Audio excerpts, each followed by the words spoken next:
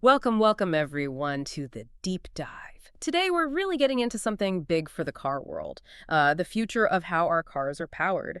We've got a couple of really interesting, actually contrasting sources here. One is called BMW and VW's hybrid engine revolution with DeepDrive. Sounds like, major European players are still innovating with hybrids. But then we've got this other piece that, wow, it really goes for it, arguing for what it calls the inevitable electric future. Very direct. That's right. And our job today really is to unpack these two very different viewpoints. We want to help you understand the main arguments, what's behind these strategies, and ultimately these quite different ideas about where car tech is heading. It's about figuring out why these views exist side by side, or if maybe one really is inevitable. Okay, so let's kick off with that first source then, the one about BMW, VW, and DeepDrive. What hits you right away is that, well, even with this huge push towards all-electric cars, some massive European companies are clearly still investing quite heavily in developing hybrid technology. Yeah, and what's interesting there and why DeepDrive gets mentioned, DeepDrive, they're known for these very integrated electric drive units. So putting them in the title suggests this isn't just like tweaking old petrol engines. It hints that BMW and VW are maybe trying to blend more sophisticated electric tech deeper into their cars, even if they're not fully electric. It really signals a continuing commitment to hybrids, maybe even an evolving one. That's a really good point. So it's not just sticking with the old, but maybe making hybrids smarter, more advanced. But then you read the second source, and it's just whiplash, a totally different take. It argues really strongly, quite urgently actually, that putting money into hybrids, petrol, diesel, even hydrogen, it's just wasted time and money, flat out. Exactly.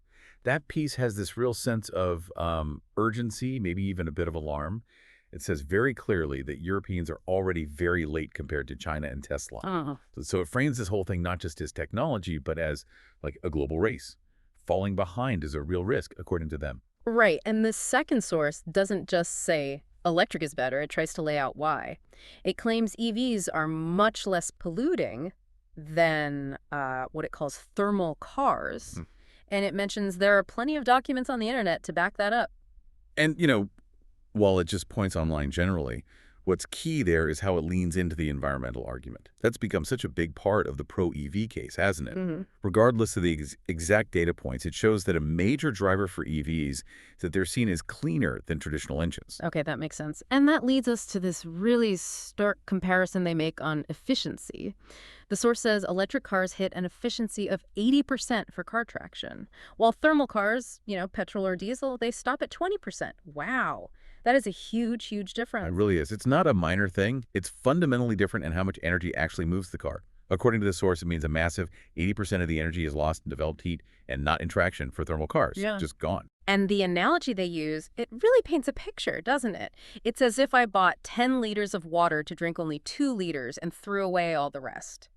I mean, when you hear it like that, it does make you think hard about investing in anything but electric. That's such a vivid way to put it. Really forces you to consider the energy waste. And it absolutely hammers home their core argument. Yeah. Electric is just way more efficient, which, makes you question the long-term strategy of sticking with less efficient tech. So, okay, given that efficiency gap and that really urgent tone, what does the ongoing hybrid work, like with DeepDrive, actually mean? Is it just a stopgap?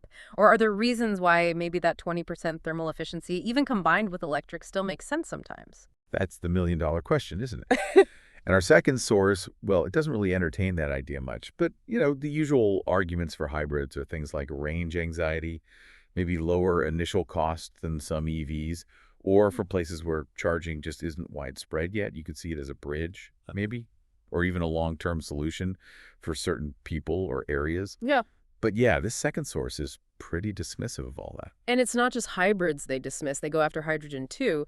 The source says the hydrogen car we have seen needs a lot of energy to use hydrogen traction and therefore makes no sense. Just nope. Right.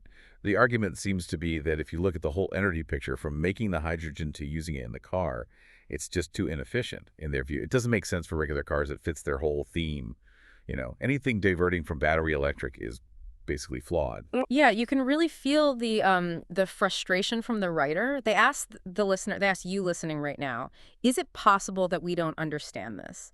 And don't throw ourselves headlong into creating ever better electric cars with ever more performing batteries. It's a real call to arms. Definitely. And there's this competitive edge, too.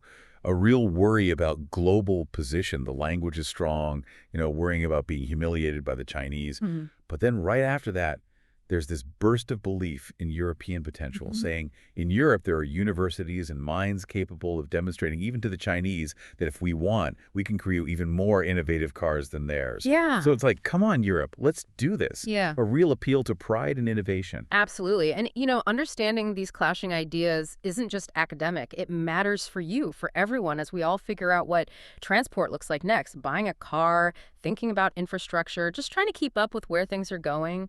It's relevant. So wrapping it up, what we've seen is this real tension.